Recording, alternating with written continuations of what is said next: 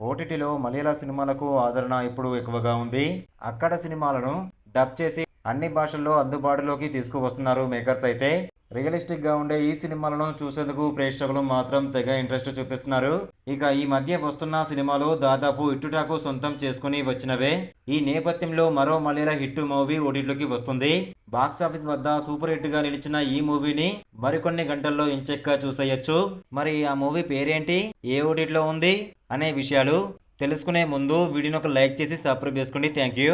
Story ఏంటంటే పాలక్కాడ్లోని ఒక గ్రామంలో చారులత అనే అమ్మాయి తన పెంపుడు కుక్క సుట్టుతో కలిసి ప్రశాంతంగా బతుకుతుంటుంది. అయితే ఒకానొక చిన్న సంఘటన కారణంగా ఆమె మీద ఆ కుక్క మీద ఊరిలో లేనిపోని పుకార్లు పుట్టుకొస్తాయి. ఆ పుకార్లు ఎంతలా ముదిరిపోతాయంటే ఊరి జనం అంతా ఏకమై ఆమెపై దాడి చేసేంత గందరగోళం మొదలవుతుంది.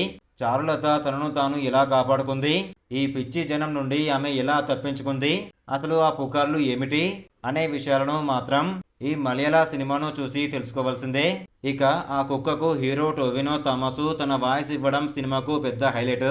ఆ కుక్క వల్ల వచ్చే సీన్స్ మాత్రం కామెడీతో కడుపుబ్బా నవ్విస్తాయి. ఫ్యామిలీ ఆడియన్స్ను ఈ సినిమా పక్కా ఎంటర్టైన్ చేస్తుంది. రాజేష్ మాధవన్ దర్శకత్వంలో వచ్చిన ఈ కామెడీ డ్రామా పేరు వచ్చేసి పెన్నం పొరట్టం. ఐఎన్డిబిలో 8.2 రేటింగ్ సాధించిన ఈ చిత్రం ఇప్పుడు సైలెంట్గా ఓటీటీలోకి అడుగుపెట్టబోతుంది. ఇది 2026 మార్చి 13 నుంచి నెట్ఫ్లిక్స్ ఓటీటీలో స్ట్రీమింగ్ అవుతుంది. తమిళ, తెలుగు, హిందీ భాషల్లో స్ట్రీమింగ్ అవ్వబోతుంది ఈ మూవీ.